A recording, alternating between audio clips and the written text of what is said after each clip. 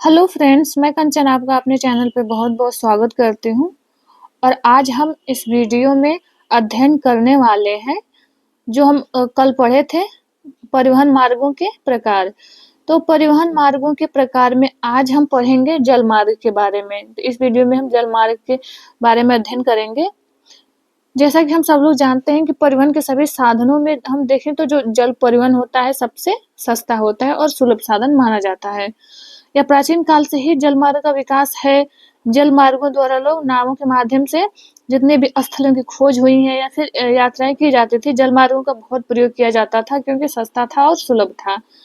जल मार्ग में हम प्रयोग करते हैं जिन-जिन चीज़ों का यानी जो भी जल के कहें कि क्षेत्र हैं, जैसे कि नदियाँ हो गईं, झीलें हो गईं, नहरों द्वारा भी नहरों में बहुत जो बड़ी-बड़ी नहरें हैं, उसमें भी हम देखते हैं तो उन नहरों का प्रयोग करके हम जल मार्ग का प्रयोग करते हैं और अपने कार्यों के लिए करते हैं और समुद्रों से होकर, समुद्र जो कि सबसे बड़ी जल राशि है, तो इन सब क्षेत्रों से हम होकर के अपने जल मार्ग का निर्माण करते हैं या जल मार्ग द्वारा एक स्थान से दूसरे स्थान की यात्रा करते हैं। तो देखिए जल मार्गों में जो विशेष प्रकार के जल मार्ग हैं, इसमें हम देखते हैं, सबसे तो जो जल मार्ग का सबसे अधिक महत्व है या विश्व में जो कि विभिन्न जो महाद्वीप है उनके बीच की दूरी को कम करता है। उन उन क्षेत्रों के प्राकृतिक संसाधनों के विकास पे जोर दिया, वहाँ का आर्थिक विकास हुआ, जो कि अन्य देशों से संबंधित हुआ, अन्य विकसित महाद्वीपों से संपर्क में लोग आए तो इसके पीछे एक ये भी रीज़न है, सुएज़ नहर जो है, सुएज़ नहर का बहुत महत्वपूर्ण योगदान है। देखते हैं किन-किन महाद्वीपों के विकास में या वहाँ के प्राकृतिक संसाधनों के विकास में। तो आइए देखिए जो सुएज़ नहर है, हम इसे देखते हैं मिस्र में भूमध्य सागर एवं लाल सागर को ये मिलाने के लिए बनाया गया था। यानी मिस्र से सटा हुआ है, मिस्र के साथ-साथ ये सुएज़ नहर देखें हम तो। अब बाद में तो ये मिस्र के आधिपत्य में भी आ गया है सुएज़ नहर पे जो है मिस्र देश का अधिकार है। जैसा कि इस चित्र में हम देख रहे हैं सुएज़ नहर ये हो जाएगा आपका मेडिटेरियन सी है भूमध्य सागर और ये है लाल सागर। तो ये भूमध्य सागर और लाल सागर दोनों को क्या करता है, जोड़ता है। ये हमारा हो गया लाल सागर। तो भूमध्य सागर और लाल सागर को ये जो सुएज़ नहर ये जोड़ता है, सुएज़ कैनाल।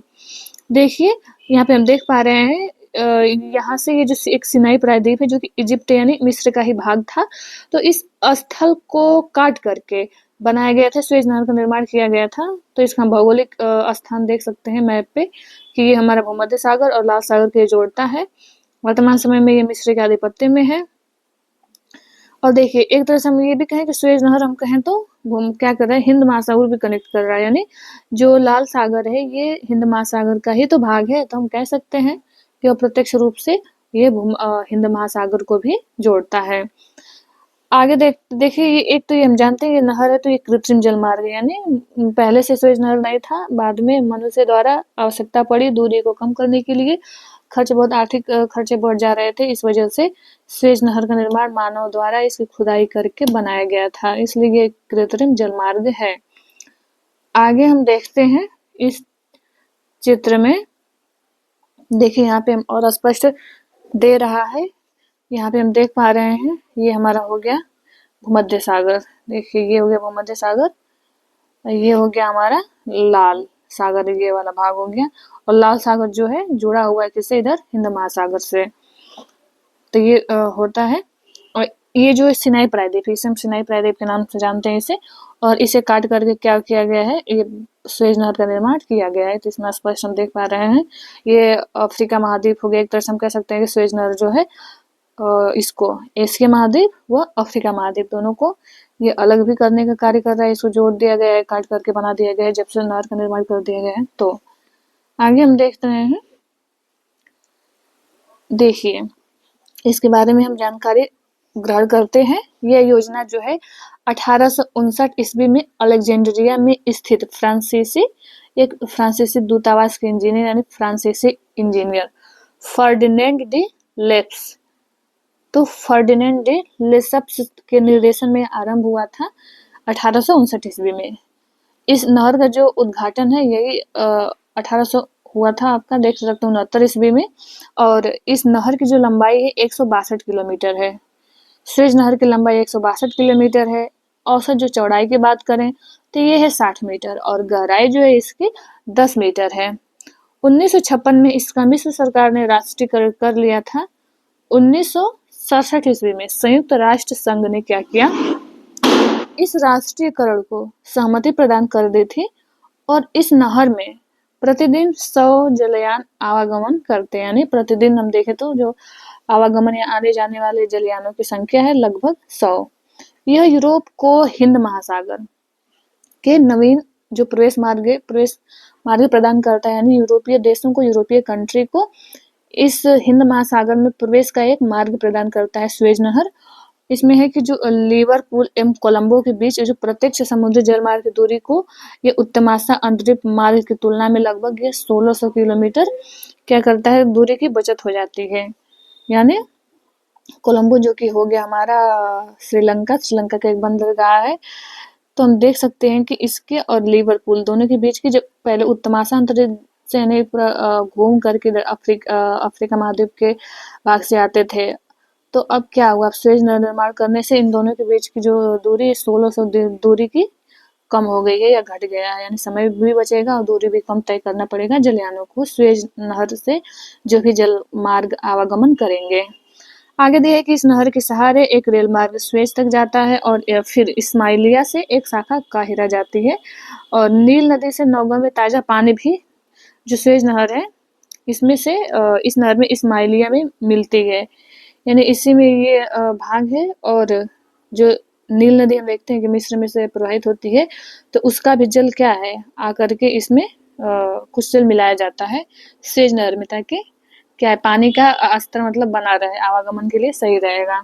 आगे हम देखते हैं पनामा नहर। पनामा नहर भी एक विश्व का प्रमुख जल मार्ग है और इसके द्वारा भी दो देशों के बीच या कहें कि दो महाद्वीपों के बीच दूरी कम हुई है और दूरी कम होने से क्या होगा, आर्थिक रूप से हमें लाभ होगा उन देशों को जो उसके आसपास स्थित हैं, या फिर उनके द्वारा बहुत मतलब कई महाद्वीपों को जोड़ने में भी सहायता मिलेगा। नहीं तो फिर घूम करके देख रहे हैं इस चित्र में हम कि ये है यहाँ पे पनामा नहर है जो कि बनाया गया है। पनामा नहर का यहाँ पे लोकेशन दिया है, स्थिति।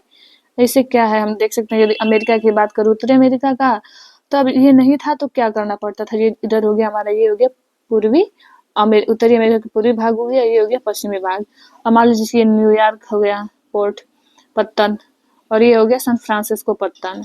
अब इसको यहाँ से दूरी तय करना पड़ता था, तो ये जब नहीं था पनामा नहर तो इसको पूरा घूम करके ऐसे इसको जाना पड़ता होगा, दक्षिण अमेरिका को पूरा पार करके फिर यहाँ ये आ पाएगा। तो कितना दूरी तय करना पड़ रहा है, समय खर्च होगा, धन खर्च होगा। लेकिन पनामा नहर से बन जाने से क्या हो सकता है, डायरेक्ट ये न्यूयॉर्क द्वारा इस पनामा नहर को पार करके अपने पश्चिमी भाग तक पहुंचाए जा सकते हैं माल, जो भी सामान सामग्री हो सकता है।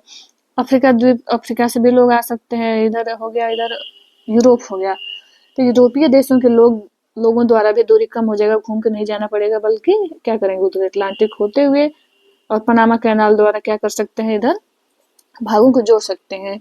और इस माध्यम से भी तो ये दिया है कि देखिए ये नहर पूर्व में अटलांटिक महासागर को पश्चिम प्रशांत महासागर से जोड़ने का कार्य करती है। जैसा कि हम इस चित्र में देख पा रहे हैं कि इधर पूर्वी हो गया हमारा, ये हो गया पूर्व में इसका अटलांटिक और पश्चिम में हो गया पैसिफिक ओशन, तो इन दोनों को जोड़ने का काम कर रहा है।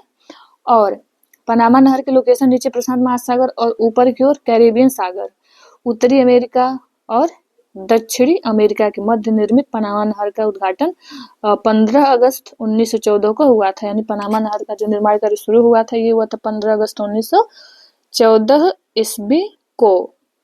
और ये दे रहा है यहाँ पे कैरेबियन सागर भी है, यानी कहें कि अटलांटिक महासागर, उत्तर नॉर्थ अटलांटिक महासागर का ही भाग है ये कैरेबियन सागर, तो इन दोनों को ये जोड़ने का कार्य कर रहा है। आगे देखते हैं, आगे दिया है इसमें कि ये जो नहर है, इस नहर का विचार तो 16वीं शताब्दी में ही आरंभ हुआ था, पर नहर को बनाने की योजना के क्रियान्वयन में बहुत से वर्ष लग गए। इसका मुख्य कारण यह था कि पनामा थल संयोजक की भूमि पर्वतीय थी, यानी जो मतलब पर्वतीय थी, यहाँ पे भूमि स्थलखंड से जुड़ा था और उसकी बाधाओं को दूर करने के लिए नहर में कई स्थानों पर लॉक्स बनाने पड़े थे। इसका निर्माण पनामा जल डमरू मध्य के आर पार पनामा नहर एवं कोलोन के बीच संयुक्त राज्य अमेरिका द्वारा किया गया था, जिसमें दोनों ही ओर से 8 किलोमीटर क्षेत्र को खरीदकर इसे नहर मंडल का नाम दिया गया। यानी यहाँ पे ये जो है ये स्थलखंड बताया जा रहा है इसमें कि ये पर्वतीय भाग था और इसे फिर काट करके लाक्स बनाने पड़े, इसको काट करके यहाँ पे ये जल संधि का निर्माण किया गया था और जल संधि नहीं पनामा नहर का निर्माण किया गया था। आगे हम देखते हैं और इसमें फिर दिया हुआ है कि न्यू ऑरलियंस से सैन फ्रांसिस्को की दूरी में भी लगभग 9000 किलोमीटर कमी आई है। न्यूयॉर्क से सिडनी में लगभग 6500 किलोमीटर। इसी प्रकार न्यूयॉर्क से वालपराइजो चिली भी जाने में, जैसे यहाँ पे अटलांटिक ओशन हो गया, यहाँ से देखिए यहाँ पे दिखा रहा है कि यहाँ पे 8000 किलोमीटर की दूरी कम हो रहा है। और इस तरह से भी अब पहले इधर से इतना दूरी तय करेंगे तो इसमें कितना समय लगेगा इनको। अब यहाँ से होगा तो पश्चिमी भागों को जोड़ सकते हैं, यहाँ से चिली भी आसानी से पहुँच सकते हैं और ये चिली के वालपराइजो आते हैं तो यहाँ पहुँच सकते हैं। इसके बाद यहाँ से ये जा कर के ऑस्ट्रेलिया से भी जुड़ सकते हैं। ये सभी में ऑस्ट्रेलिया से फिर दक्षिण अमेरिका से इन सब में इनकी दूरी क्या हो जाएगा, कम तय करना पड़ेगा। आगे दे रहा है कि इस नहर का आर्थिक जो हम कहें कि ये जो नहर है तो इस नहर का आर्थिक महत्व स्वेज नहर की अपेक्षा कम है। स्वेज नहर की अपेक्षा कम है, फिर भी दक्षिणी अमेरिका की अर्थव्यवस्था में इसकी महत्वपूर्ण भूमिका है। जिस प्रकार से स्वेज नहर यूरोप व पश्चिमी पूर्वी एशिया, सुदूर दक्षिणी पूर्वी एशिया सब है, इनसे कनेक्टिविटी बनाने में दूरी भी कम हो गया, जल्दी पहुंच सकते हैं, सामानों का माल का आयात निर्यात किया जा सकता है, तो उसके लिए महत्वपूर्ण है। तो उसके उसी तरह ये भी, लेकिन उसकी अपेक्षा कम है थोड़ा इसका महत्व। आगे हम देखते हैं वायु मार्ग। जो विभिन्न प्रकार के वायु मार्ग हैं विभिन्न महाद्वीपों पे, वायु मार्गों में जैसे यही है कि वायु मार्ग के द्वारा हम देखें तो जल मार्ग या स्थल मार्ग जो हम प्रयोग करते हैं उसके अपेक्षा बहुत ही कम समय में हम महाद्वीप से महाद्वीपों की दूरी 2-4 घंटे में ही तय कर पाते हैं। एक देश से दूसरे देश में जाना हो तो बहुत कम समय में हम उस दूरी को तय कर पाते हैं, जो कि स्थल मार्ग द्वारा हम कहें क्या कह सकते हैं, रेल मार्ग हो या सड़क मार्ग हो, इसके द्वारा बहुत कठिन होता है उतनी दूरी तय करना। और जल मार्गों के द्वारा भी हम महाद्वीपों की दूरी तय करते हैं, लेकिन क्या हो सकता है बीच में स्थल खंड आ गया तो जल मार्ग को रोकना पड़ेगा वहाँ पे, फिर स्थल खंड पर स्थल मार्गों का प्रयोग करना पड़ेगा, तो इसमें क्या होगा, समय बहुत अधिक लगेगा। लेकिन वायु मार्गों द्वारा क्या है, उन एयरपोर्टों द्वारा ये बहुत कम समय में ही दूरी में वो हम दूरी तय कर सकते हैं और पहुँच सकते हैं। इसमें हम देखते हैं जो एशिया मतलब अलग-अलग महाद्वीपों कर करके प्रमुख जो हवाई अड्डे हैं उसका हम लोकेशन देख लेते हैं। देखिए एशिया में यदि हम हवाई अड्डों की बात करें जो वायु मार्गों के लिए प्रयोग किए जाते हैं, तो जितने भी इन देशों के, एशियाई देशों के जितने भी उनकी राजधानी है वो प्रमुख रूप से हवाई अड्डे के रूप में विकसित है। हम भारत में देखें तो भारत में तो जो दिल्ली एक एयरपोर्ट के रूप में दिल्ली में है, मुंबई में हम देख सकते हैं, इसी तरह और भी। और इसके साथ अलग-अलग देशों में तो देखें तो हम सबकी, जैसे कि चीन का हम देखें तो बीजिंग इसकी राजधानी जो है, ये भी एक हवाई पत्तन के रूप में हम इसे देख सकते हैं। बीजिंग के साथ हम टोक्यो को देख सकते हैं जो कि जापान की राजधानी है। इसके साथ-साथ इधर हम देखें अफ़गानिस्तान या पाकिस्तान, अफ़गानिस्तान में इधर इधर हो गया काबुल या फिर इस्लामाबाद, ये सारे हो गए। और हम इसमें देख सकते हैं मंगोलिया में उलान बटोर, ये भी एक एयरपोर्ट के रूप में विकसित है। म्यांमार में देखें तो म्यांमार का नेपिडो हो गया यहाँ पे। तो इस प्रकार से महत्वपूर्ण थाईलैंड में बैंकॉक, सिंगापुर हो गया, ये सारे देशों में जो भी प्रमुख नगर हैं वो एक हमें हवाई पत्तन के रूप में देखने को मिल जाएंगे। तो ये मुख्य रूप से इनकी जो राजधानियाँ हैं ये इसमें शामिल होती हैं। इसके साथ हम इसमें देख सकते हैं यहाँ पे यमन में साना देख सकते हैं, साना के साथ साथ रियाद भी हो गया सऊदी अरब का, जेद्दाह भी यहाँ पे एक है महत्वपूर्ण है। जेद्दाह भी एक क्या है, ये महत्वपूर्ण एयरपोर्ट है। इराक में देखें तो इराक में हम देख सकते हैं, कहाँ गया, देखिए ये इराक है, इसमें बगदाद हो सकता है महत्वपूर्ण एयरपोर्ट, ईरान में तेहरान हो सकता है, ये सारे। इसके साथ देखिए यहाँ तुर्की हो गया, यहाँ पे कजाकिस्तान, उज्बेकिस्तान, किर्गिस्तान, इन सब देशों की महत्वपूर्ण मुख्य जो राजधानियां हैं वो हम एयरपोर्ट के रूप में देख सकते हैं। इसके अलावा यहाँ पे ये जो जावा द्वीप देख रहे हैं, इंडोनेशिया का जावा द्वीप पे जकार्ता हो गया, जावा द्वीप पे हमें जकार्ता देखने को मिल सकता है, प्रमुख एयरपोर्ट, हवाई अड्डा। ये मलेशिया होगा, मलेशिया की राजधानी कुआलालंपुर, ये सब के सब एक महत्वपूर्ण क्या है, हवाई पत्तन है। इसी प्रकार से हम आगे देखते हैं, हम देखते हैं अमेरिका के प्रमुख देखिए ये हो जाएगा यूरोप के, ये अमेरिका यहाँ पे गलत हो गया है। यहाँ पे हो जाएगा यूरोप, ये हो गया यूरोप के हवाई अड्डे। तो यूरोप में हम देखें तो उसी प्रकार से ये भी हम इसमें देख सकते हैं कि जो भी यूरोप में महत्वपूर्ण राजधानियां हैं इनकी, तो वो सारे शामिल इसमें होंगे। देखिए इसमें हम देखें तो प्रमुख देशों की जो प्रमुख राजधानियां हैं, सबसे प्रमुख तो एयरपोर्ट हो गया, यहाँ पे लंदन हो गया। देखिए ये हो गया लंदन। लंदन के अलावा यहाँ पे स्पेन का मैड्रिड देख सकते हैं, फ्रांस का पेरिस, फ्रांस का ये पेरिस हो गया, जर्मनी का बर्लिन हवाई अड्डा, फिर हमें पोलैंड का हो गया वारसा। इसके बाद यहाँ स्विट्जरलैंड का हम देख सकते हैं जिनेवा, यहाँ पे हम देख सकते हैं स्विट्जरलैंड में जिनेवा देख सकते हैं। इटली में रोम देख सकते हैं, इटली में रोम हो गया आपका। यूक्रेन का क्यू देख सकते हैं। मास्कोवा जो है, मास्कोवा भी प्रमुख हवाई अड्डा है जो कि रूस में स्थित है, और रूस की राजधानी के साथ साथ ये, तो ये हो गया मास्कोवा, यहाँ पे स्थित हो गया। यहाँ पे देखिए बेलारूस का यहाँ पे मिन्स्क हो गया। फिनलैंड में देखें, फिनलैंड का हो सकता है हेलसिंकी, स्वीडन का स्टॉकहोम, और ये हो गया हमारा नार्वे, तो नार्वे में हो गया स्थित ओस्लो। ये प्रमुख हवाई अड्डे हैं जो कि हम कह सकते हैं कि यूरोपीय देशों के या यूरोप महाद्वीप में जो भी स्थित हैं। इस प्रकार रोमानिया का हम तो देख सकते हैं, रोमानिया का हो गया बुखारेस्ट, बुखारेस्ट, बुल्गारिया का हो गया सोफिया। ये सारे हमने इसका देख लिया। यहाँ दे रहा है बेलग्रेड, ये हो गया। ये सारे प्रमुख हवाई अड्डे हैं। आगे हम देखते हैं एक अलग महाद्वीप का, इसमें देखते हैं हम अफ्रीका के प्रमुख हवाई अड्डे। तो अफ्रीका में हम देखें तो अफ्रीका में भी वही जो मुख्य कह सकते हैं कि इसमें जो राजधानियां हैं, लीबिया जैसे है, तो त्रिपोली भी एक प्रमुख ये हवाई अड्डा है। और देखिए पत्तन भी है, बंदरगाह पत्तन, क्योंकि क्या कह सकते हैं भूमध्य सागर से बिल्कुल सटा हुआ है, तो त्रिपोली एक पत्तन के रूप में यानी बंदरगाह के रूप में भी स्थित है इसके साथ। फिर देखिए यहाँ पे ये हो गया सूडान, सूडान का हो गया खार्तूम। हम इजिप्ट में देख सकते हैं असवान एक बांध है, उसके बाद यहाँ पे है, देखिए यहाँ पे इजिप्ट में हो गया कायरो, कायरो हो गया। यहाँ इथोपिया में दिया है आदिस अबाबा एयरपोर्ट हो जाएगा। यहाँ पे होगा साउथ सूडान का होगा जुबा, जुबा हो गया। इसके अलावा केन्या का नैरोबी। यानी जो भी यहाँ पे हम देख सकते हैं कि जो प्रमुख राजधानियां हैं देशों की, वो प्रमुख इसके अंतर्गत क्या है, शामिल है। तो इसमें से नैरोबी जो है प्रमुख हवाई पत्तन है। हम साउथ अफ्रीका इसमें देखें, साउथ अफ्रीका में, साउथ अफ्रीका में देखने यहाँ पे दिया है प्रिटोरिया, यहाँ पे दिया हुआ है प्रिटोरिया हो गया प्रमुख। नामीबिया में हो गया विंड हॉक, नामीबिया में विंड हॉक, वो यहाँ पे हो गया क्या हो गया केन्या, केन्या में नैरोबी। ये प्रमुख क्या है, हवाई पत्तन है या हवाई अड्डे हैं। अंगोला में हो गया लुआंडा। आगे हम देखते हैं उत्तरी अमेरिका के प्रमुख हवाई अड्डे। तो उत्तरी अमेरिका के प्रमुख हवाई अड्डों में हम देखें तो देखिए तो हम उत्तरी अमेरिका में देख सकते हैं, तो उत्तरी अमेरिका में वाशिंगटन डीसी देख सकते हैं प्रमुख। इसके अलावा हम यहाँ पे शिकागो देख सकते हैं बीच में, यहाँ पे शिकागो स्थित है। इस यहाँ पे इस जो कह सकते हैं कि जो मिशिगन झील है इसके किनारे शिकागो हो गया।